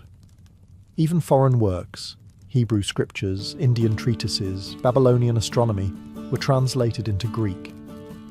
Estimates suggest the library may have held between 400,000 to 700,000 scrolls. These covered philosophy, medicine, engineering, poetry, botany, history, everything. Homer's works were edited here. Archimedes' ideas passed through its walls. Even Eratosthenes, the librarian, used it to calculate the Earth's circumference with remarkable accuracy. The library wasn't just about collection, it was about correction. Scholars here compared versions of texts, identified errors, and created the earliest critical editions. They preserved the best and questioned the rest. But Alexandria's brilliance also made it fragile. Fires, wars, and politics chipped away at its scroll-stuffed shelves.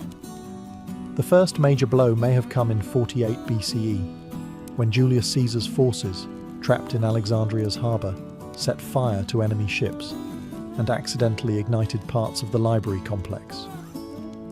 Later, as the Roman Empire solidified, Alexandria became a battleground of ideologies: pagan, Christian, Gnostic, and its library suffered. By the time of the Muslim conquest in 642 CE, it's unclear what remained. Some sources claim Caliph Umar ordered its destruction, saying, "If the books agree with the Quran, they're redundant. If not, they're heretical."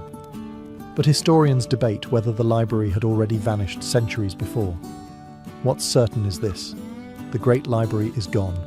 Not a single scroll survives, and yet its legend persists, proof that the idea of a universal library was too powerful to burn completely. Alexandria became a symbol of what humanity once had, and tragically, what it lost. While Alexandria basked in fame, another city was quietly building a rival library, one that would challenge its dominance and revolutionize the very material of writing. That city was Pergamon, located in what is now modern-day Turkey. Under the rule of the Attalid dynasty in the 3rd and 2nd centuries BCE, Pergamon became a cultural powerhouse, and at its centre stood the Library of Pergamon. Founded by King Eumenes II, the library was said to house over 200,000 scrolls, making it second only to Alexandria. But it wasn't just about the numbers.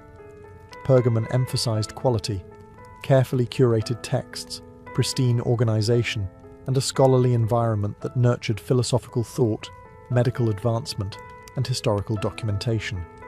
And it had one critical advantage: parchment. Legend has it that when the Ptolemies of Egypt heard of Pergamon's rise, they banned the export of papyrus to starve their rival of writing material. Pergamon responded by refining the use of animal skin, pergamenum, or parchment.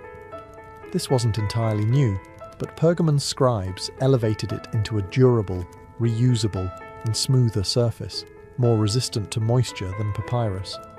This technological leap changed everything. Scrolls became sturdier, longer lasting, and eventually more portable.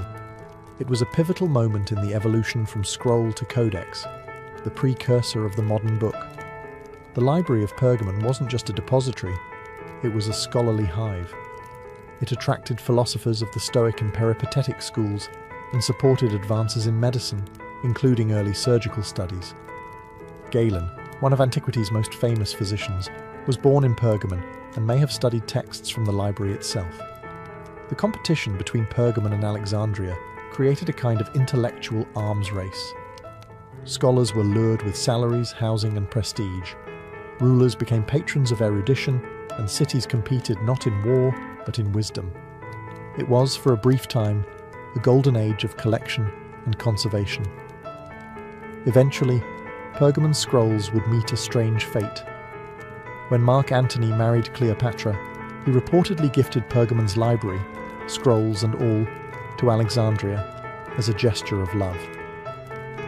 Whether this tale is truth or myth, it symbolizes how closely tied these repositories of wisdom were to power, empire, and romance.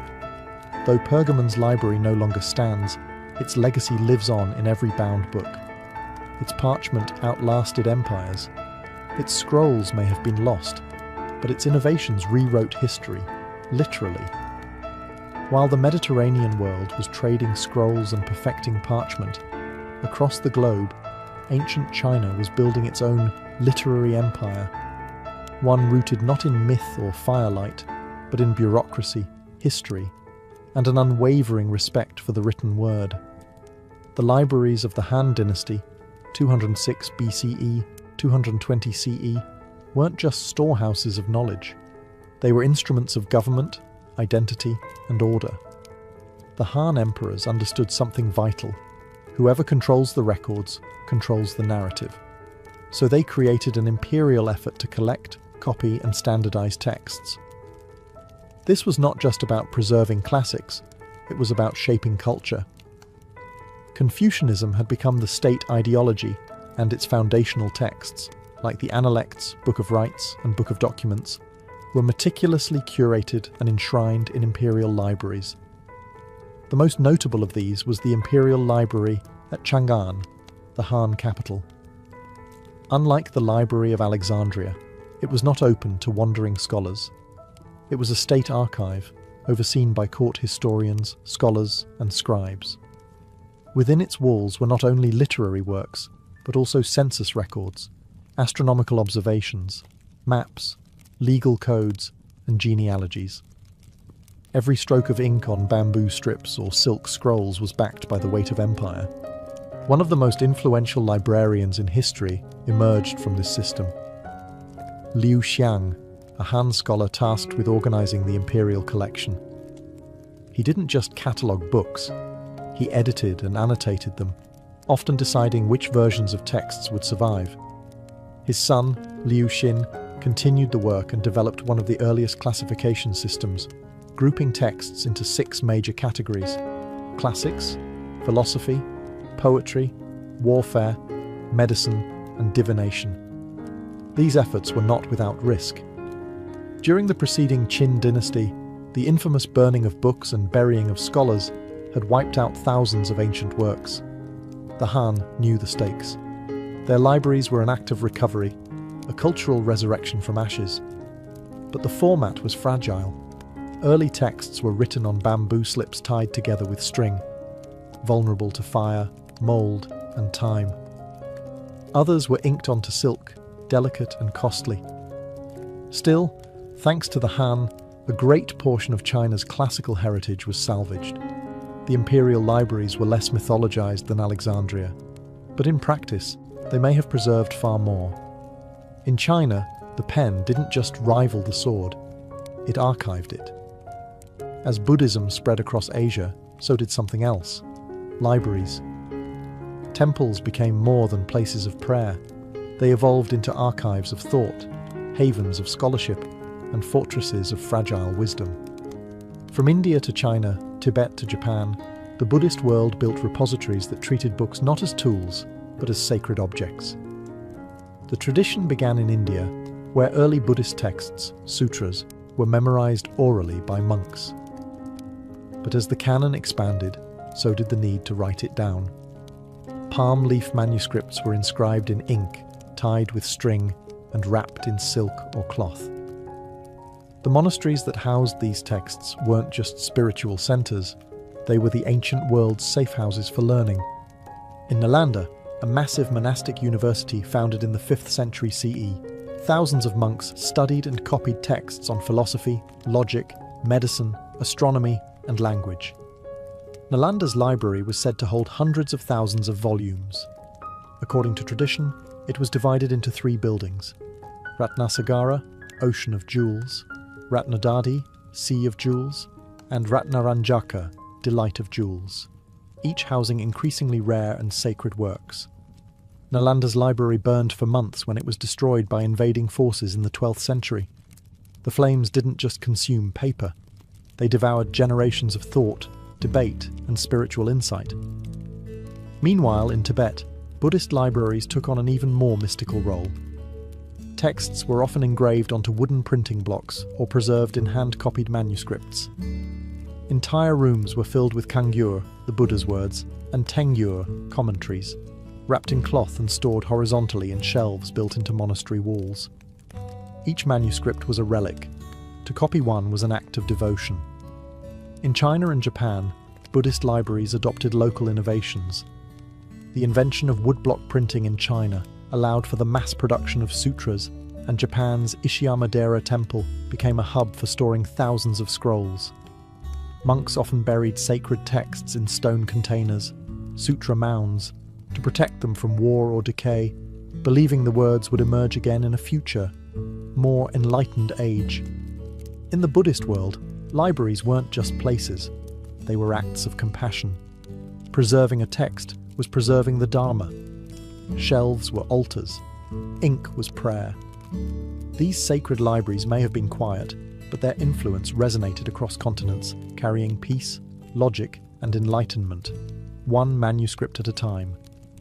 When we imagine ancient libraries, we often think of scrolls and parchment, temples and marble.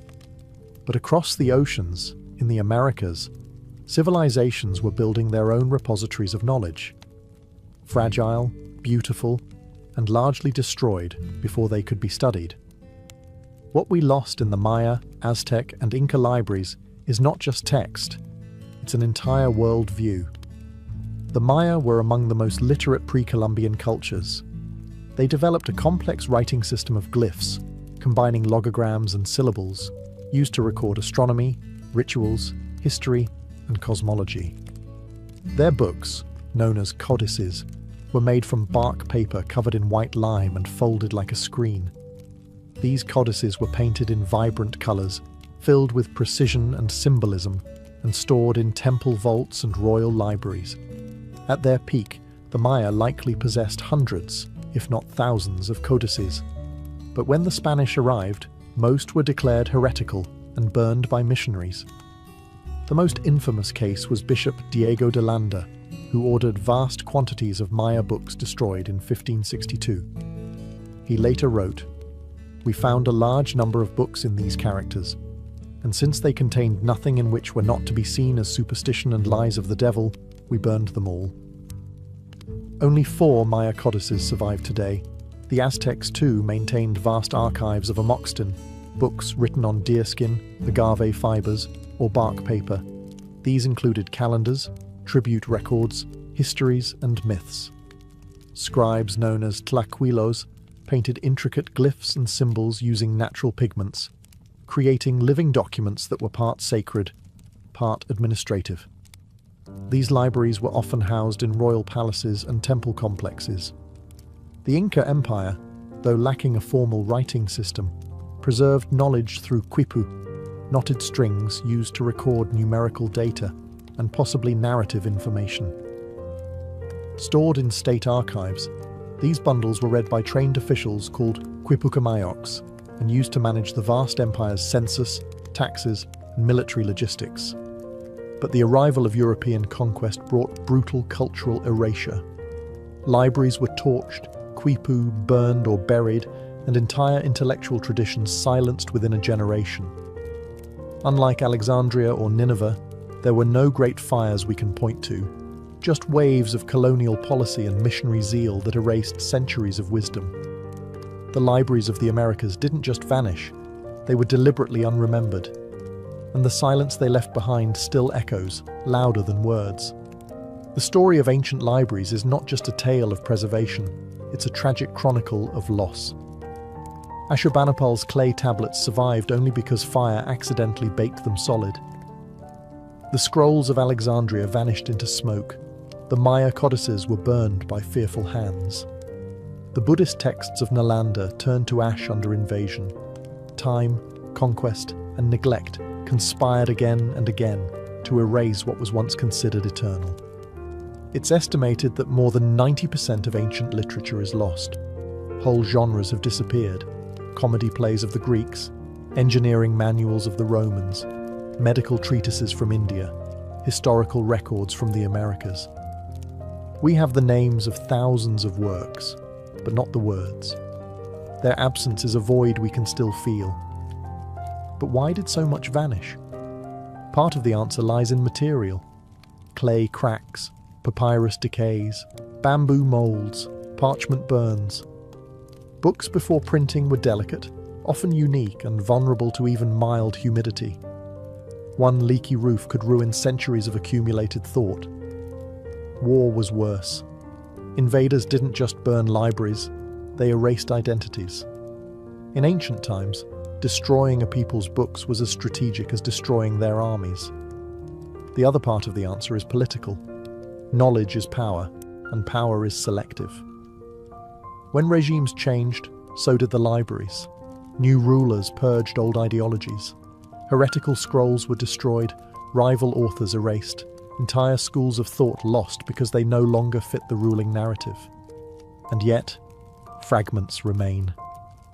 Clay shards pulled from ruins, charred scrolls unrolled by modern technology, echoes of lost books quoted in surviving ones, a Roman historian referencing a vanished Greek poet, a Buddhist monk's copy of a manuscript that survived the burning of its original. A Maya glyph scratched into a temple wall no missionary ever found.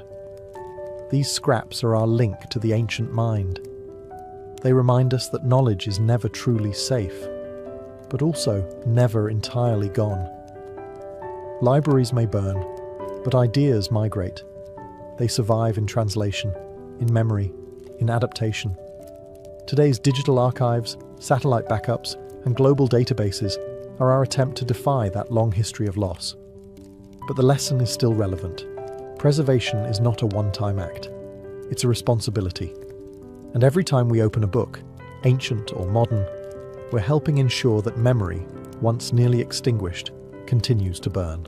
Rapa Nui, better known to the outside world as Easter Island, sits in the middle of the South Pacific, over 2,000 miles from the nearest continental shore.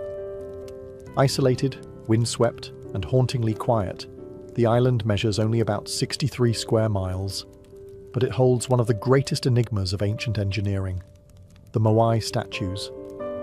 There are nearly 1,000 of them, towering stone figures with heavy brows, long noses, and pursed lips, all standing or fallen across the island. Most face inland, their backs turned to the sea, as though watching over the land. Many are half buried in the earth, their full bodies hidden beneath centuries of soil. Others lie in quarries, partially carved, abandoned mid-creation.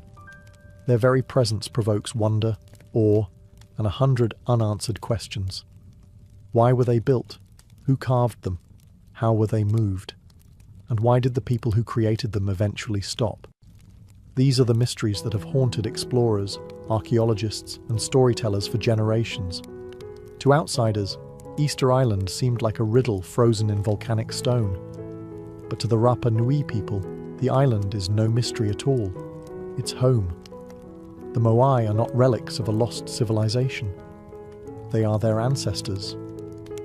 Though the first written accounts came from Dutch explorer Jacob Roggeveen in 1722, the history of the island stretches back centuries earlier, when Polynesian voyagers, navigating by the stars and waves, first settled this remote paradise. They named it Rapa Nui, meaning Great Rapa, and built a society rooted in deep spiritual tradition, clan identity, and a sacred connection between the living and the dead. The Moai were carved not as idols to be worshipped, but as living vessels of ancestral mana, spiritual energy. Each one represented a deified chief or important ancestor, standing watch over their descendants. The statues weren't just art, they were guardians, mediators between the heavens and the soil. But time, like the sea, is relentless. By the time European sails appeared on the horizon, the island's society had changed. The statues were toppled, the forests were gone, and what remained was a whisper of what once stood tall. And so Rapa Nui became a question mark in stone, its meaning not lost, but buried under centuries of silence. Long before the Moai stood sentry over the island's hills, the land was untouched, lush, forested, and silent, with only the cries of seabirds echoing over its volcanic slopes. Then, sometime between 800 and 1200 CE, a fleet of Polynesian canoes arrived. These voyagers, masters of the ocean, had navigated thousands of miles using nothing but the stars, ocean swells, and the flight patterns of birds. They came from the Marquesas or Mangareva, bringing with them not just people but pigs, chickens, taro, bananas, and sweet potatoes. Everything needed to build a new world. To land on Rapa Nui was to touch the edge of the earth. It is one of the most remote inhabited islands on the planet, and yet these settlers brought with them a fully formed culture, elaborate social structures, oral history, deep spiritual beliefs, and a tradition of monumental stonework. Over time, the island was divided into clans, each controlling different territories, and each anchored by a sacred ancestor figure, an idea that would soon be immortalized in stone. The early Rapa Nui people thrived. Archaeological evidence shows they built villages, cultivated crops in rock gardens to trap moisture, and raised chickens in stone enclosures. Their society was highly organized, ruled by ariki, chiefs, who wielded both political and spiritual authority. Life on the island revolved around the worship of ancestors, who were believed to influence everything from harvests to weather. This ancestral reverence would eventually manifest in the most iconic way possible, the carving of the Moai. It's important to understand that Rapa Nui was not a lost or primitive culture. It was deeply sophisticated, adapted to its harsh and limited environment, and built on a strong sense of continuity between the living and the dead. the settlers brought more than tools. They brought meaning. And it was this spiritual worldview that shaped the decision to begin carving giants. But for now, in these early centuries, the island was in balance. Forests still covered the land. The sea provided fish. The soil was rich. The first Moai were still generations away, but the foundation had been laid both culturally and spiritually for what would become one of the most extraordinary sculptural legacies on Earth. The story had only just begun. At the heart of Rapa Nui's sacred geography lies Rano Raraku, a volcanic crater with steep slopes and soft, carvable stone. It was here that the majority of the island's Moai were born, not from legend or myth, but from painstaking craftsmanship. The rock used was volcanic tuff, a compressed ash stone that was relatively soft and ideal for carving, at least in its early stages. Over time, exposure to the elements would harden the statues into their familiar weathered state. Rano Raraku wasn't just a quarry, it was a spiritual workshop, a place of pilgrimage, sweat, and sacred labour. Out of its cliff faces and hillsides, the Rapa Nui sculptors carved hundreds of Moai, some still half-finished, others completed but never transported. Today, nearly 400 statues remain at the site, frozen mid-process like the workers simply vanished. Carving a Moai was not a casual affair. Each statue was commissioned by a clan to honour a specific ancestor, usually a powerful chief. The designs followed a symbolic formula: an elongated face, heavy brow, long ears, and a prominent nose. The body was often barely indicated, with arms pressed against the torso and fingers carved in thin, stylized relief.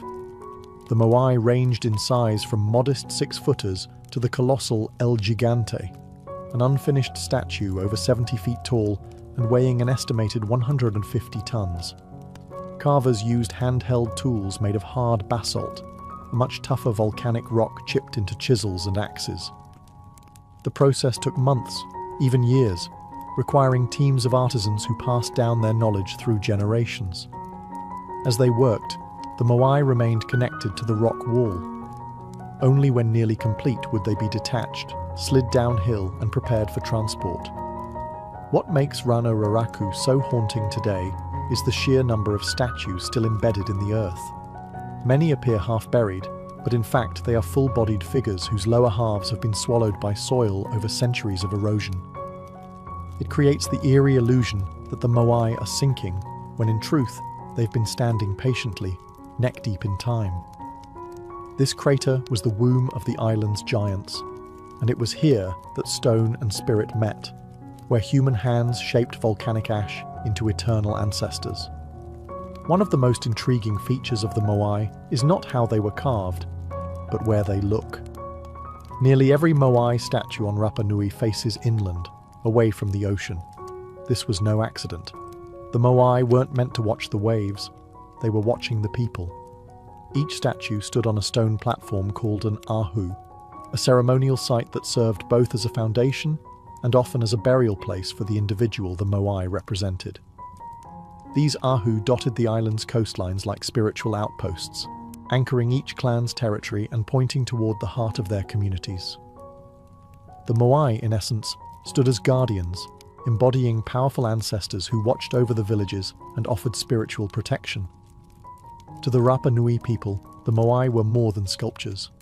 They were living presences, containers of mana, a sacred energy believed to reside in gods, chiefs, and revered dead. Once erected, a Moai was thought to channel mana into the land, ensuring fertility, good harvests, and the well-being of the clan. They weren't just memorials. They were active participants in daily life, mediators between the spiritual and physical worlds. The Moai's features were intentionally exaggerated to reflect both idealized ancestry and divine authority. The deep-set eyes, high cheekbones, and long noses were visual metaphors for wisdom, strength, and sacred lineage. The long ears may have symbolized the elite class, while the statue's stoic expressions evoked a calm, eternal vigilance. Some Moai were also topped with large red stone topknots called pukau, quarried from a different volcanic site, Puna Pau. These cylinder-shaped additions may have represented hairstyles or ceremonial headdresses, further marking status and reverence. Originally, the statues also had inlaid coral eyes with obsidian or red scoria pupils, giving them a far more lifelike and intense presence than the empty eye sockets seen today. When the eyes were added during ceremonies, the moai were said to see for the first time, transforming from stone to sacred. The inland gaze of the moai reveals the heart of Rapa Nui spirituality. These statues were never built for outsiders. They were built for the people, facing their descendants, silently watching generation after generation come and go, immovable, unblinking, eternal. How do you move a 30-foot, 80-ton stone statue without wheels, cranes, or metal tools across miles of rough terrain? For centuries, this was the great riddle of Rapa Nui. The island's moai are scattered across vast distances, with many placed on stone ahu platforms far from the quarry at Rano Raraku. Early theories included dragging them on wooden sledges or rolling them on logs, ideas that raised even more questions, especially considering the island's severe deforestation. Others, more fanciful, suggested alien intervention or levitation through spiritual power. But the true answer may lie in the island's own oral history. According to Rapa Nui legend, the moai walked to their destinations. At first glance, this sounds like myth, but in recent years, researchers have taken this idea literally and successfully. In 2012, archaeologists Terry Hunt and Carl Lipo conducted a remarkable experiment. Using ropes and teams of people positioned on each side of a replica moai, they managed to rock the statue forward in a controlled, upright manner, like shimmying a heavy refrigerator. The key was balance, rhythm, and coordination. In this way, the moai could have been transported standing up, just as the legends described. No logs, no dragging, no science fiction, just human ingenuity and tradition. The base of many moai also supports this theory. They have curved bottoms, flat in back, rounded in front, suggesting they were designed to tilt and pivot forward, not lie down. This movement method would have required large teams, ropes made of plant fibre, and most of all, faith. In Rapa Nui spirituality, the power to move the moai was attributed to mana, the sacred energy of the ancestors. Chiefs and priests were believed to command this spiritual force, which could animate the statues during rituals. So while engineers see physics, the Rapa Nui saw the divine at work. In truth, both were right. Transporting moai was not merely an engineering challenge, it was a ceremonial act, a public performance of unity, devotion, and ancestral connection. The moai didn't move by magic. They moved because people believed they had to. And in that belief, Rapa Nui's greatest engineering marvel was not stone, it was human cooperation driven by spiritual purpose. As centuries passed, the building of moai didn't slow down, it accelerated. The early harmony of Rapa Nui's clans gave way to increasing rivalry, as each group sought to honour its ancestors with larger, more imposing statues. What began as spiritual tribute gradually evolved into a competitive tradition of monumental pride. Clans vied for dominance not through warfare, but through stone craftsmanship. Bigger moai meant more mana, more prestige, and a stronger claim to ancestral power. Each clan sought to outdo the others, erecting taller statues, adding new features, and developing more elaborate ceremonial platforms. The race wasn't just about size, it was about spiritual superiority. This competition led to significant innovations. The introduction of pukau, large red stone top knots carved from the volcanic stone at Puna Pau, added both height and symbolic weight. These top knots, some weighing up to 12 tons, may have represented hairstyles worn by high-ranking chiefs or sacred headdresses, visual reminders of divine favour. Moai design also evolved. Early statues were relatively short and wide, but over time they grew slimmer, more angular, and dramatically taller. Some of the later moai exceeded 30 feet in height, towering over villages like ancestral titans. But this escalation came at a cost. To support the growing construction efforts, the island's forests were cut down. Timber possibly used for food cultivation, fuel, building canoes, and, according to older theories, statue transportation. As tree cover vanished, soil erosion worsened, agricultural yields declined, and freshwater sources became harder to manage. The very resources that supported the Moai culture were slowly being exhausted, and yet the people didn't stop. Instead, they carved more statues, larger ones. They dug deeper into spiritual traditions, hoping the ancestors would restore balance. But the balance was already tipping. As the island's ecology deteriorated, tensions between clans began to simmer. Competition turned to resentment. The collaborative spirit that had once moved giants was cracking under the strain of survival. The golden age of Moai building had become a burden. But to stop building was unthinkable. The Moai were more than symbols. They were the heartbeat of Rapa Nui's identity. So the islanders continued, carving devotion from stone, even as the earth beneath them thinned. A spiritual arms race was underway, and no one could afford to lose. By the 17th century, the unthinkable had happened. Rapa Nui was unraveling. The very system that had once unified the island, ancestor worship through Moai construction, had pushed its resources to the breaking point. The forests were gone. Without trees, there were no canoes for deep-sea fishing, no wood to build or cook, and no shelter from the island's harsh sun and winds. The rich volcanic soil, once protected by roots and shade, had eroded. Crops withered. Fresh water became scarce. And yet, even as survival became difficult, the statues kept coming. Larger, more elaborate, more demanding of labor. The spiritual engine of the island had no brakes, but soon the people did something drastic. They stopped erecting the Moai. Some statues were abandoned mid-transport, left lying along ancient roads like forgotten giants. Others were half-finished at the quarry, their chisels frozen in time. The spiritual arms race had reached its limit. The ancestors could no longer provide what the earth could not sustain. Then came the topplings. Archaeological evidence shows that, beginning in the late 1600s, Moai across the island were deliberately pushed over, their necks snapped, their faces shattered. This wasn't the work of nature, it was human conflict. Clans began warring over land, water, and prestige. The very statues that once embodied unity became targets of revenge and rage. Oral traditions describe this period as the rise of the Huri Moai, the time of statue toppling. With faith in the Moai system collapsing, power shifted toward a new spiritual political order. The Birdman cult, which emphasized agility, competition, and ritual warfare over ancestral mana. This cultural upheaval marked the end of an era. By the time the first European visitors arrived in 1722, they found an island society vastly different from the one that had carved the Moai. None of the statues were standing on their platforms. The once vibrant spiritual system was broken, and the people were struggling to survive in a deforested, divided land. The downfall of Rapa Nui wasn't caused by a single event.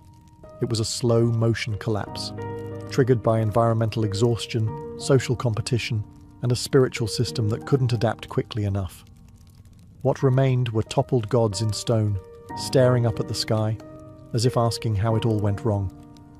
When Dutch explorer Jacob Roggeveen arrived on Easter Sunday in 1722, he found a society that had already endured collapse. The Moai stood toppled. The forests were gone. The Rapa Nui people were few in number, thin, wary, and weathered by generations of hardship. Roggeveen's men noted the statues and the barren landscape, but failed to understand the civilization that had created them. And then the outsiders kept coming. Over the next 2 centuries, European contact brought devastation to Rapa Nui. Whalers, missionaries, traders, and slavers arrived, each leaving their own mark, and most of them erasing more than they recorded. In 1862, Peruvian slave raiders kidnapped nearly 1,500 Rapa Nui people, including the high chiefs and scribes. only a handful ever returned. Along with them came smallpox, which spread like fire among the survivors. Worse still was the arrival of Christian missionaries who sought to civilize the islanders. They banned traditional rituals, destroyed sacred carvings, and forced conversions, often replacing Moai-centered spiritual life with imported European practices. The oral traditions that had preserved the island's history for centuries were suppressed, and a written language, Rongorongo, possibly the only indigenous script in Oceania, was all but lost. By the late 19th century, the island's population had fallen to just over 100 people. Colonial powers carved up Rapa Nui's land and leased it as sheep pasture, fencing off ancestral sites and confining the Rapa Nui people to a small corner of the island. Even their ability to access the Moai was restricted. The statues, once living symbols of family and power, became silent monuments, neglected, looted, or treated as curiosities for foreign explorers and collectors. European archaeologists removed statues, ceremonial items, and even human remains, shipping them to museums in London, Paris, and Santiago. Some Moai were cut at the base and taken whole, now displayed thousands of miles from their sacred homes. The island had become a case study in cultural erasure, but the Rapa Nui people never forgot who they were. Even in forced silence, they carried the memory of the Moai. The traditions endured, hidden, whispered, passed down in fragments, and slowly, over the centuries, the people would begin to reclaim the stories carved in stone. But first, the world had to learn to listen. In the 20th and 21st centuries, Rapa Nui began a slow but determined process of cultural revival and reclamation. The Moai, once toppled and buried by time, conflict, and neglect, were gradually raised again, this time not just as monuments of the past, but as symbols of resilience. In the 1950s, famed Norwegian explorer Thor Heyerdahl brought international attention to Easter Island. Though many of his theories were flawed, especially his ideas about South American influence, his work helped spark archaeological interest and global curiosity. Researchers from around the world descended upon the island, not to plunder as before, but to study and restore. Restoration efforts began in earnest. Fallen Moai were re-erected on their ahu platforms. Coral eyes were reconstructed. Pukao topknots were returned. The island's ancient roads, quarries, and ceremonial sites were mapped and studied. A clearer picture of the Rapa Nui civilization began to emerge. Not one of mystery, but of engineering brilliance, spiritual depth, and cultural complexity. But the most important voices were no longer those of foreign scholars. They were the Rapa Nui people themselves. Descendants of the original builders began reclaiming their language, rituals, and land rights. In 2017, Chile formally transferred control of Rapa Nui National Park, which includes most of the island's archaeological sites, back to the Rapa Nui community. Now, locals oversee the Moai and their care, and decisions about excavation and preservation are made with cultural sensitivity and ancestral knowledge. New generations are learning the stories of their ancestors, not just from textbooks, but from elders, chants, dances, and the Moai themselves. Efforts to decipher Rongorongo, the island's mysterious script, continue with cautious optimism. And global institutions, including the British Museum and the Louvre, face increasing pressure to return Moai and sacred artifacts taken during the colonial period. Today, Rapa Nui stands at a crossroads between memory and modernity. Tourists arrive in waves, and economic development brings both opportunity and risk. Yet the people continue to protect their heritage, not as a frozen relic, but as a living tradition. The Moai no longer serve as silent guardians over a lost world. They now bear witness to survival, to a culture that endured collapse, colonization, and erasure, and still found a way to rise again. Stone cracked, forests burned, voices silenced, but the ancestors still stand.